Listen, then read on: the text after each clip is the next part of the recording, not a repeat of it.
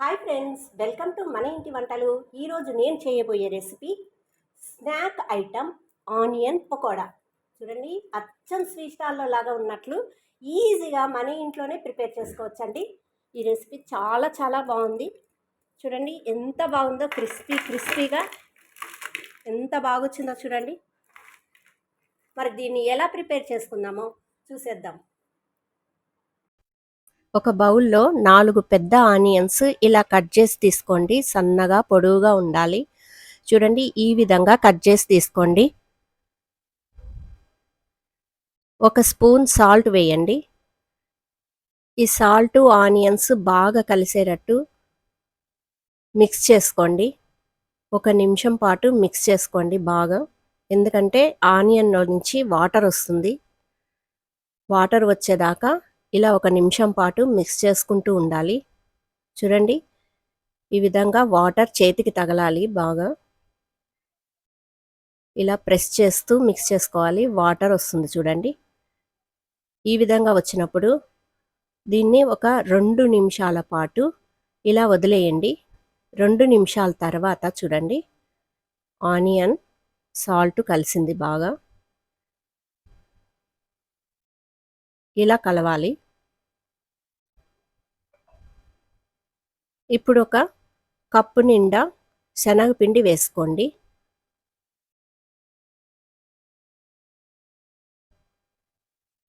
పావు కప్పు బియ్యపిండి వేసుకోండి. బియ్యపిండి వేసుకోవడం వల్ల పకోడా క్రిస్పీగా వస్తుంది.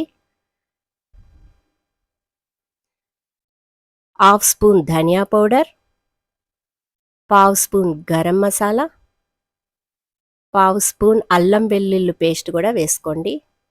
చిటికెడంతా సోడాను కూడా వేసుకోండి. సన్నగా కట్ చేసిన కరేపాకును కూడా వేసుకోండి. ఇవన్నీ కూడా ఆనియన్లో కలిసేటట్టు బాగా మిక్స్ చేసుకోండి. చూడండి, ఈ విధంగా కలుపుతూ ఉండాలి. అన్నీ కూడా ఆనియన్ కలిసేటట్టు బాగా కలుపుకోవాలి.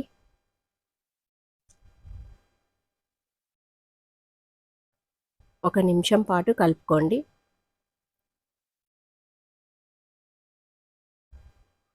ఇప్పుడు ఒక పచ్చిమిర్చి నిలువుగా కట్ చేసి వేసుకోండి. హాఫ్ స్పూన్ కారం వేసుకోండి. ఇవి కూడా దాంట్లో మిక్స్ అయ్యేటట్టు కలుపుతూ ఉండాలి. చూడండి, ఈ విధంగా కలుపుతూ ఉన్నప్పుడు వాటర్ వస్తుంది.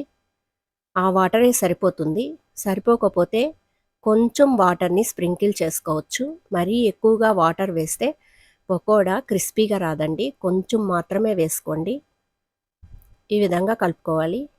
సరిపోకపోతే ఇంకొంచెం వేసుకోవచ్చు వాటర్. ఈ విధంగా ఉండాలండి. ఇప్పుడు దీన్ని డీప్ ఫ్రై చేసుకోవాలి. స్టవ్ మీద కడాయి పెట్టి డీప్ ఫ్రైకి సరిపడే ఆయిల్ వేయండి. ఆయిల్ బాగా హీట్ అయ్యాక పకోడా పిండిని వేసుకోవాలి. చూడండి, ఈ విధంగా పిండిని వదులుతూ వేసుకోవాలి. మరీ ఎక్కువగా పిండిని వదలద్దు. ఇలా వేసుకోవాలి పకోడాల.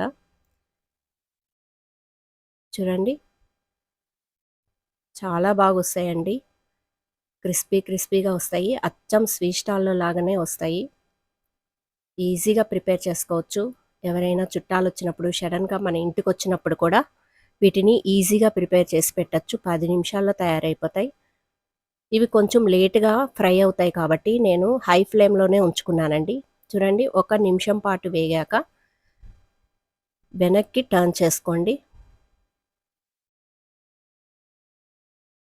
ఇలా టర్న్ చేసుకోండి. ఇప్పుడు మరో నిమిషం పాటు దీన్ని ఫ్రై చేసుకోవాలి. గోల్డెన్ బ్రౌన్ కలర్ వచ్చేదాకా ఫ్రై చేసుకోవాలండి. చూడండి, గోల్డెన్ బ్రౌన్ కలర్ వచ్చేసాయి. ఇప్పుడు వీటినన్నిటిని కూడా ఒక ప్లేట్లోకి తీసుకోండి. ఈ విధంగా ప్లేట్లోకి తీసుకోవాలి. చిన్నపిల్లల నుండి పెద్దవాళ్ళ దాకా ఎంత ఇష్టంగా తింటారో పకోడా. చాలా చాలా బాగుంటుంది. చూడండి, ఈ విధంగా అన్నిటినీ ప్లేట్లోకి తీసుకున్న తర్వాత ఇంకొకసారి కూడా పిండిని వేసుకోండి. ఆయిల్ ఎంతుందో అంతే వేసుకోండి. మరీ ఎక్కువగా వేసుకోవద్దు. ఎక్కువగా వేసుకుంటే ఒకటికొకటి అతుక్కుపోతాయి. ఈ విధంగా వేసుకోండి. వీటిని కూడా గోల్డెన్ బ్రౌన్ కలర్ వచ్చేదాకా ఫ్రై చేసుకొని ప్లేట్లోకి తీసుకోవాలి. చూడండి ఎంత బాగొచ్చాయో. వీటన్నిటిని కూడా ప్లేట్లోకి తీసుకోండి. ఇప్పుడు ఒక బౌల్లోకి తీసుకోండి వీటన్నిటిని. కరకరలాడే ఆనియన్ పకోడా రెడీ అయిపోయింది చూడండి ఎంత బాగుందో.